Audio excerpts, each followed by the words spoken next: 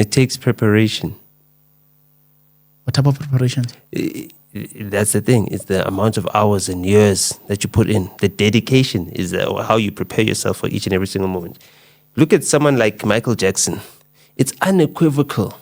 It's unquestionable. It's undeniable that he's the greatest performer of all time. Even when you say the most famous person, the most loved, like he beats everybody by a country mile. And then when you watch him doing what he does, you can see that, imagine how many hours it took to perfect this. I see. Now, think about how I'm under so much scrutiny. The guy had to hide his kids. That's how much scrutiny he was under. That's how much cameras were watching him.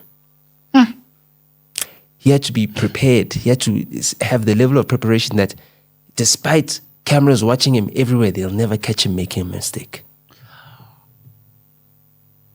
Was it not because of the assistance? Just look at it. Like, look at him.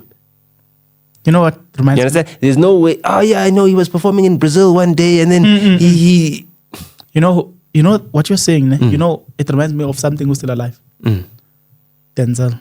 You look, hardly hear any scandal about that guy and his family on media. Never. Yeah, but it's not even just about scandals. It's about his actual performance. The amount of time that he takes to prepare for a role. Okay. Oh, now I get it. Again. You know, every time Denzel plays a historic character, he becomes that character. Yes. You forget the actual person. That's where I was going, Nota. But now I see some of the things you said in but the I beginning. think about it like this. It's only now that we're actually seeing pictures of Malcolm X. And we're like, oh, Malcolm X is a light-skinned guy. For a long time, we thought Malcolm X was the Malcolm X that we saw in that Spike Lee joint with Denzel. Okay. You know what? You said something, and now you're reminding me of your very own words in the beginning. You are speaking about the fact that, let me sum it up in my understanding. In fact, you are saying artists needs to be careful on how they select their gigs, right?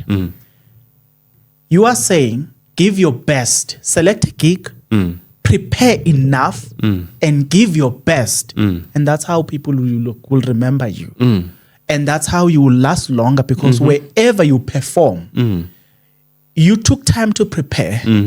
So much so that even how you select the gigs, when you arrive there, you are still fresh, and you then give your best. Let me tell you something. So we had a gig. This is when I was still putting together the Questa band, and playing and rehearsing. So we rehearsed at Baseline. So we had a gig for Transnet. It was a year-end special. And we also had a gig, and Babe Sotumo was coming with Major Lazer. So Major Lazer and Babe Sotumo were doing something or whatever, and she was like, yo, I'm coming to your gig, her and Mampincha. And they were coming with Major Lazer, so we're going to meet Major Lazer and them for the first time, etc., etc. So we had this Transnet gig. Ray Phiri decides, no, he's going to perform for like an hour. He was supposed to perform like a 10-minute performance. And then he makes us late, and we end up missing going to the gig. You know what I mean? We ended up fixing it later. Babes came 2 days later on the Sunday as well with Major Lazer again. So thankfully, she likes to party, so she came back on the day she wasn't booked, just to enjoy. Then, like a couple weeks later, we're also rehearsing at Baseline, so there's lots of rehearsal spaces in Baseline. So I'm like, no, man, I hear this music. I'm like, no. That sounds like Ray Phiri. So and I listen, I check, he's rehearsing in the next room from us. Okay, cool. I know. I'm like, okay, we probably booked the same time slot. So we rehearse. It's like, okay, we're about to finish. Okay, now he's about to finish. I go to Ray Phiri's rehearsal room. I walk up to him. I shake his hand. As I shake his hand, I'm telling him, I was like, last week you made us miss our gig, and we are arranging our own festivals. We don't just get booked. And that was a very inconsiderate thing to do. And I'm squeezing his hand to the point where like his eyes are almost popping out of his head now, thinking, why is this young man squeezing my hand like this? I can't wait to see you again next weekend. Sharp. Next weekend, we're playing at some big jazz festival in Mbombela, at Mbombela Stadium, under the stadium. And then Ray Peary came on stage after us. He had half the crowd we had. Understand? As in, we put on such a show, people thought it's over. What a brilliant show. It must be over. Yeah, it's done. Let me tell you in my own understanding. Yeah. I've seen things and shows yeah. where you're like, this artist should have been at the end. The way they performed, it's like, I don't care about who's following. Yeah. I'm enough. Yeah, I'm still in the I moment. got my money's worth, yeah. That guy's done, but I'm still there. You're like, but why didn't they maybe take this one and put him at the end so I get this at the end? Why did you put this in the middle? I don't know. So I see what you're saying. I've seen it with other shows. So you can continue. Judith Supuma was on before us as well. And obviously she had like a great time. It was a big jazz festival. Imagine, we were playing jazz festivals as a hip-hop group. So you understand the level of music that we're doing now. What I'm hearing, you are saying the amount of preparation that it took for you to drive the crowd to that level. It's at baseline. You know what I mean? We'd go twice a week. For at least 3 hours, we'd be rehearse the set. We do the set, a full set. We wouldn't leave the rehearsals until we've done 3 full, perfect repetitions of the set. Well said. Okay. You see, you've done it, okay, clean. And then we time it. Damn it. We're 2 minutes over time. Okay, clean. This time, clean. And then we get it like, we're 2 minutes under time. Perfect. Why? Because at the show, there'll be things that will slow us down. Oh! You understand why? Because you don't want to be doing a show, you've got a 20-minute set, you haven't rehearsed your set perfectly enough, and then just before you do the big song, and then you end up ending your show, like in an unideal manner. I see. You have to rehearse for different shows. You go into a corporate, they say you've got 10 minutes, you've got 20 minutes. So now you rehearse different sets. We've got the short set, we've got the combined set, we've got the we've got the wash and go set. Okay. You know the wash and go. I'm answered. I see. Yeah, the wash and go. I see what you're saying. What's your washer? I see what you're saying. Guys, let me tell you what you're saying. Yeah. If you are a church guy, normally people will prepare to preach now. Here's a problem. Some people, they preach until we feel like, when are you ending your sermon? When you listen to what we've been listening now, the amount of preparation that went in as you were preparing that sermon, you should prepare your sermon, preach factual, interesting, and insightful sermon.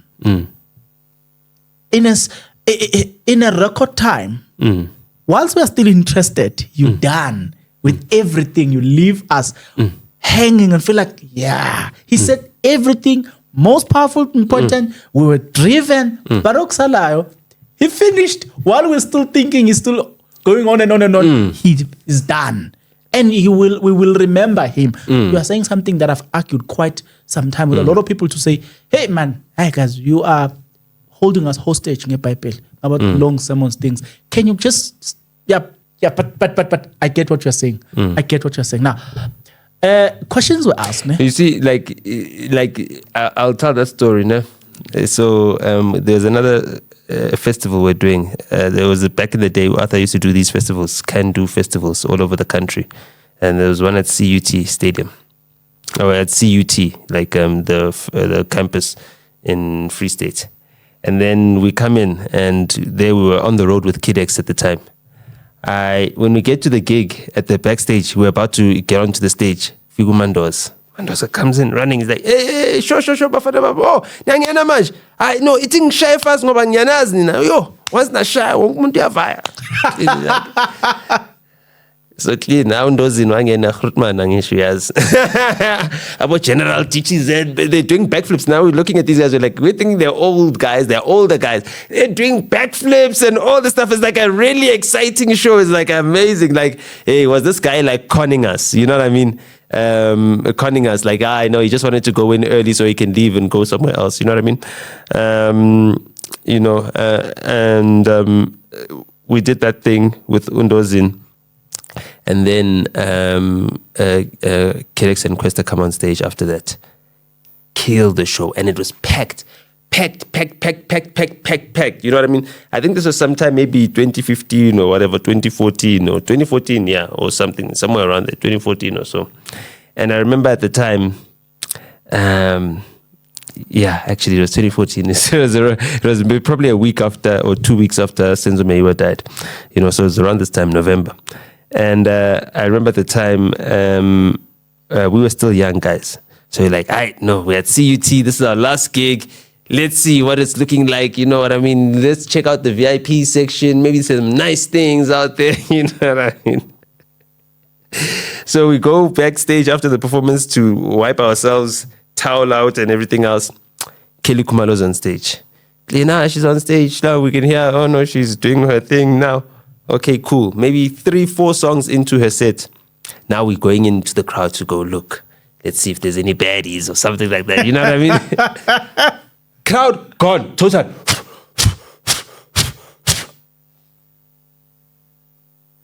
After our performance, everyone left. This is that, you know, I know Smulele, we could feel it like, you know what I mean? And imagine Umandoza came to us before we came on stage and like, I know Ninanzo rock. So like, we're like, yeah, okay. And he rocked. So it was crazy. It was thumping at that place, thumping at that campus. We rock on stage. Oh my goodness.